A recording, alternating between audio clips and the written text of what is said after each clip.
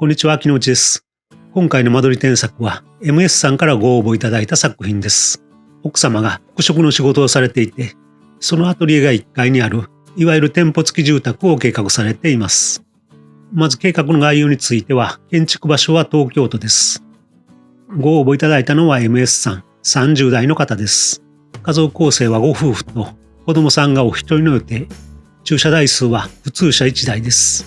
用途地域は準住居地域で、建蔽率 60%、容積率 200%、準防火地域内ですので、建蔽率は 70% に緩和されます。準防火地域で3階建てなので、準耐火建築物にする必要があります。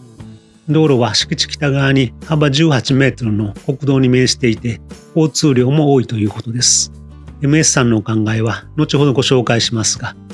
まず書かれた間取りをざっと見ていきますと、方位は上が北です。敷地の北側が国道で、写真もお送りいただきましたが、周辺は2階建てや3階建ての店舗や事務所が建っている、郊外の幹線道路沿いによく見られる風景です。敷地の東側には3階建て、西側には2階建ての建物が隣接していて、南側は駐車場という環境です。ここに3階建ての建物を計画されています。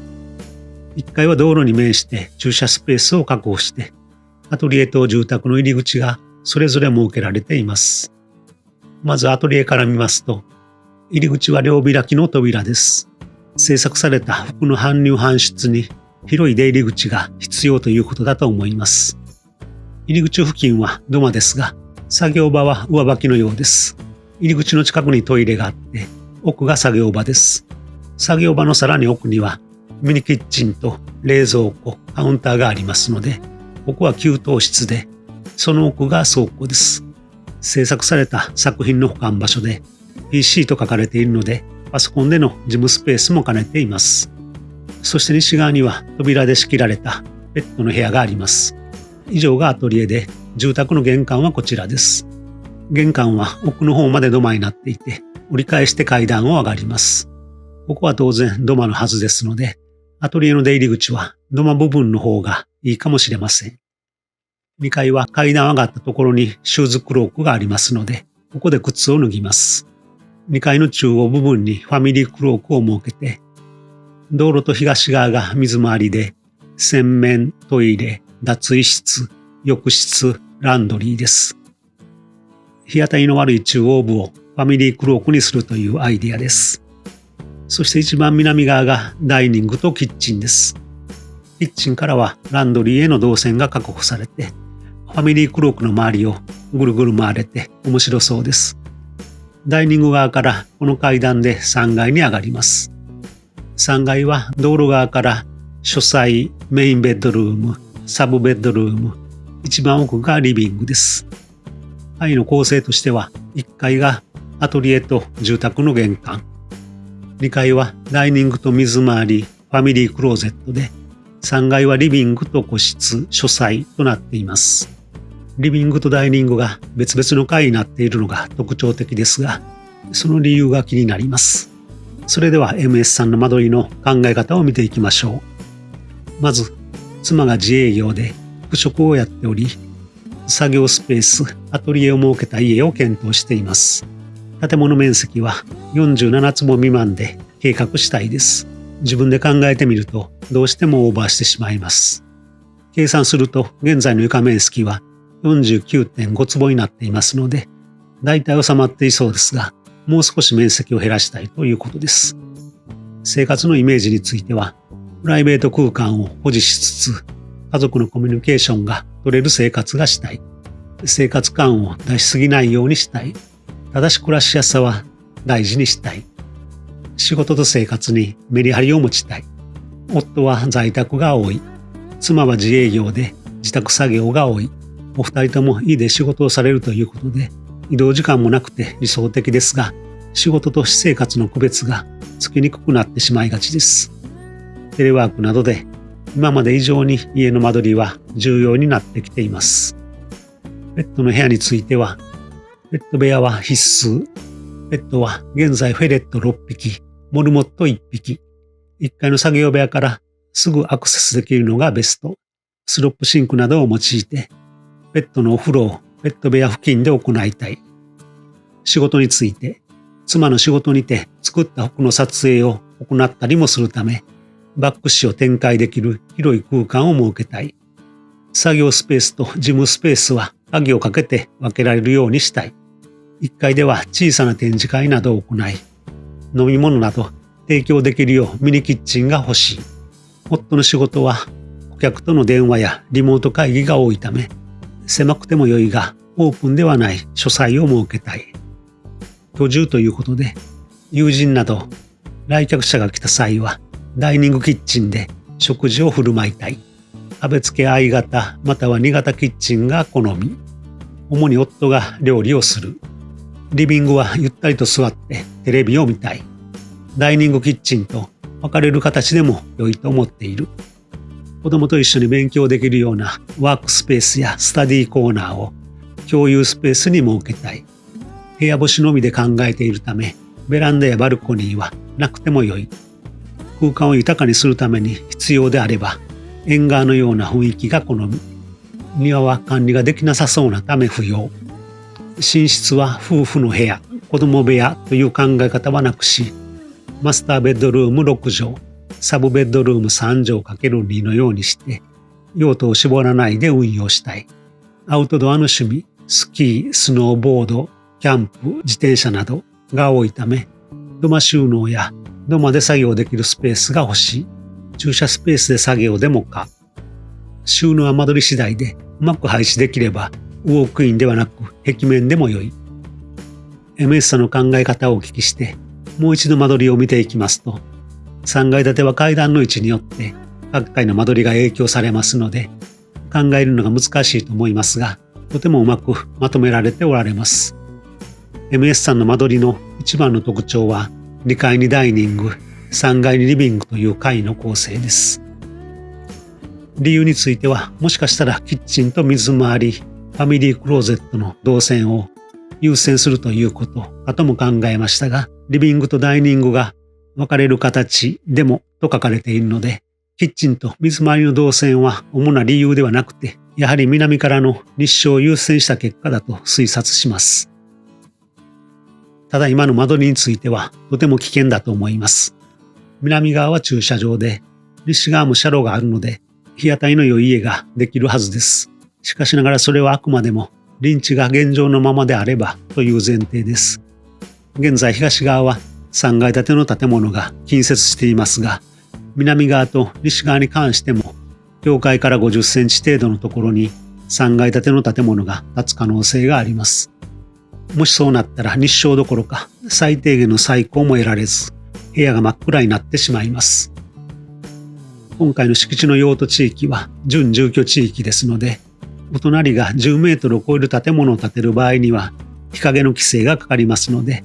MS さんの家の日照がある程度得られるように、高さに応じて少し離して建てなければなりません。ところが高さが10メートル以下の場合には規制にかからないので、つまり3階建ての建物は境界いっぱいまで建てることができてしまいます。隣の建物が建ったおかげで真っ暗になったという話もよく聞きますが、もしそうなったとしても法律に従って建てているお隣が特に悪いわけではありません。よほど非常識な建物でない限り、隣に建つ建物を想定して最低限の採光は得られるような間取りにしておくべきだと思います。今は可能性が低いと感じても、30年後、50年後を見通すことはとてもできません。住まい手が変わる場合もあるので、建築基準法でも採光上有効な窓を設けることが定められています。採光の基準については補正ケースが複雑なので、細かい基準についてはご説明しませんが、窓から臨地まで2メートル程度は離さないと採光上有効な窓にならないと考えてください。あくまでも最低の基準なので、実際にはもう少し距離を取りたいところです。将来、臨地に建物が建っても、できるだけ採光を確保できるよう間取りを変えてみたいと思います。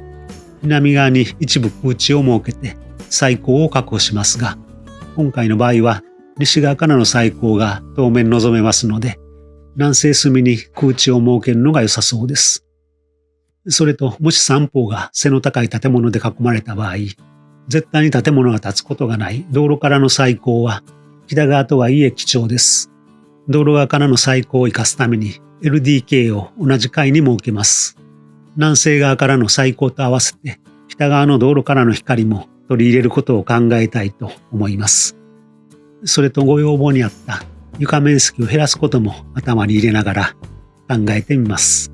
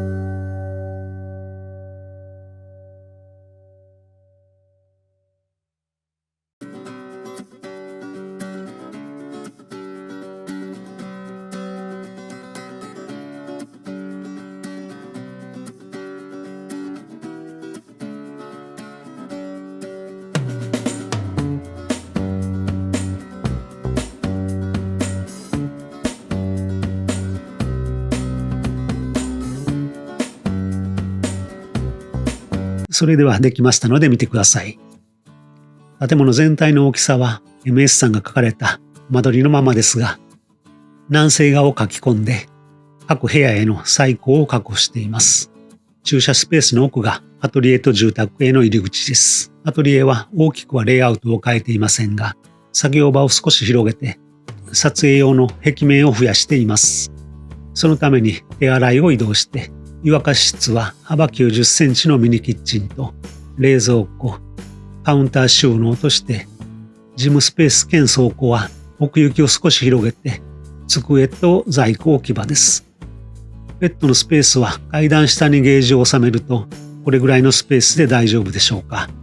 そうすると小さいですが庭ができてペットを外で遊ばせることもできます。この辺については後ほど説明します。このスペースだけ少し下げて土間とすることもできます。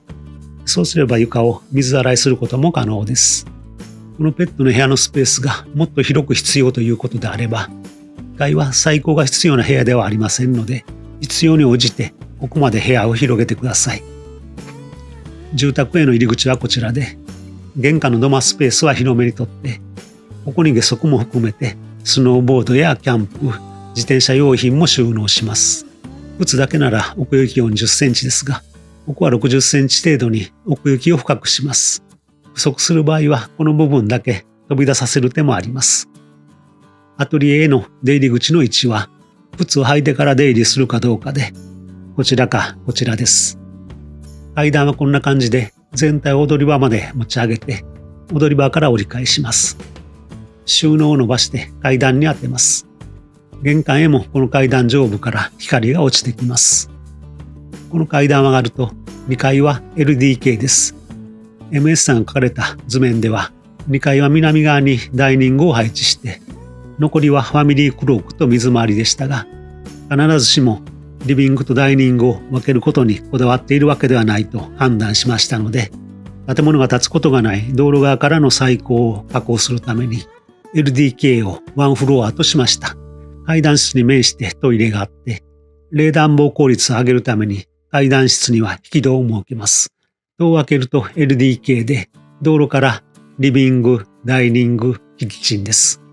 リビングの側面にはカウンターを設けてスタディコーナーとします。カウンターを連続して書斎を設けて、ここで引き戸を閉めて独立性を確保します。東面はテレビも含めてずらっと収納とします。一部オープンな棚としてもいいですし、エアコンを収めることもできます。ここにダイニングテーブルを置いて、一番奥がキッチンです。南側ですが、ここにキッチンを配置するのが最も小スペースになります。南側の臨地に建物が建たない間は日照が得られるので、キッチンカウンターの上部は天井までの窓を設けます。光を遮らないように背面の収納はあまり高くせずに1メートル30センチくらいにして、収納量が減る分、ダイニング側にも収納を設けます。南西隅の庭にはできれば木を植えて、1階のペットの部屋の上部はデッキテラスとします。この上はオープンですので、このデッキテラスには十分日が差し込みます。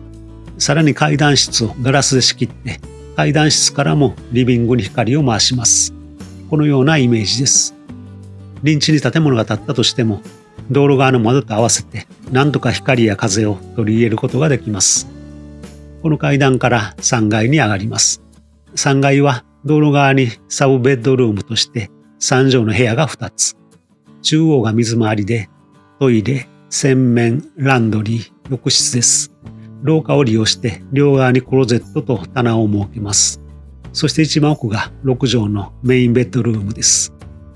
3階は非常時に消防隊が侵入する窓が必要ですのでご注意ください。幅75センチ、高さ120センチ以上、または1メートル角以上の窓を1つ以上設けてください。採光のためにこの南西隅を書き込んだ分、床面積を削ることもできました。1階が 1.5 坪、2階3階とも 2.5 坪ずつ減って、合計 6.5 坪の減となって、床面積が43坪になりました。目標の47坪より小さくなったので、その分で可能なら、この庭の目隠し塀とアプローチ部の塀を検討してください。南西隅の庭や2階のデッキテラスの部分は今はいいかもしれませんが、隣に家が建つと LDK に設けた大きな窓が丸見えになってしまいます。そうなるとカーテンが締め切りになりますので、目隠しの塀が欲しいところです。この写真は同じようなスペースの事例で、都心で建物が密集している環境です。2階のリビングから見たところですが、この塀のすぐ向こうには3階建ての建物が建っていますが、この塀があることによってカーテンを閉める必要がなくなり、確保した庭の上部の空間が生きてきます。こちらの場合はしっかりと隠すところは後半で、抜きたいところは FRP グレーチングとしています。少なくとも工事がしやすい新築時に2階分の鉄骨のフレームだけでも立てておくといいかと思います。それとアプローチ部の塀も設けたいところです。何もないと空間が生まれませんが、ここに塀を作ることによってアプローチ空間が生まれます。例えば高さ 2.5 メートル程度のコンクリート打ちっぱなしの塀を設けて、足元に植物を植えると良いアプローチができて、合わせて作品の写真撮影の背景としてもいいのではないでしょうか。これは階段部分の断面図です。階段室には南からの日の光が十分に入ってきますので、ここから玄関やリビングに光を回します。そして2階部分まで目隠しを設けると、視線を気にせずに窓を開けて、光や風、そして緑を室内に取り込むことができます。最後に外観スケッチです。この道路に面するファサードはアトリエの顔となりますので、住宅の生活感を出しすぎないように注意して、建物全体の外観を整えたいところです。店舗の入り口と住宅の入り口を連続させて、その上にひさしを設けます。2階は LDK なので、1階の出入り口の幅と揃えて、できるだけ大きな窓とします。机の上部はフィックス窓として光を取り入れて、机の下を横滑り窓として風を通します。ここは肩ガラスとするか、ブラインドで視線を調整します。3階は特に注意が必要です。この窓は消防の非常用侵入口として必要な1メートル角の窓とします。この窓は準防火地域でなければ横滑り出し窓としたいところです。しかし準防火地域内で3階建ての場合は建物を準耐火建築物とする必要があって、臨地境界から5メートルの範囲内では窓を防火戸にしなければなりません。木造用サッシの場合、防火戸の大きさや種類がごく限られているのが悩ましいところです。非常用侵入口の必要寸法である75センチ ×120 センチや1メートル角をクリアするために、一般的に使えるものは引き違い窓しかありません。ただ引き違い窓では外観を整えるのが難しいので、いつも苦労します。こんな風に全体を格子やグレーチングで覆って窓を見えないようにすることもありますが、コストもかかりますので、ここではフィックス窓としました。通風にはこちらの窓を用います。ただしこのフィックス窓のガラスを網入りガラスにすると侵入口として認められませんので、耐熱強化ガラスとします。耐熱強化ガラスは網入りガラスと同じように火災に強いのですが、耐衝撃性は高くないので、非常時に消防隊が破壊できるもので、侵入口として認められています。ここでは3階部分の外装材も変えて、屋根と同じガルバリウム鋼板としています。そしてアプローチ部の両側にコンクリートの塀を立てて、道路際にスチールのエッジ鋼の梁を渡します。ここにお店のサインをつけても良いのではないでしょうか。いかがだったでしょうか。特に周辺の環境がどう変化するのか、将来を予測するのは難しいですが、できる限り心配の種は取り除いておきたいところです。採光のために南西隅に空地を取ることで、結果的に床面積を減らすことになって、無駄が取れて良い間取りになったのではないでしょうか。今回は以上です。ご意見やご感想、ご質問がありましたら、ぜひコメント欄からお寄せください。また今後取り上げてほしいテーマがありましたら、コメントいただけると嬉しいです。それではまた次の動画でお会いしましょう。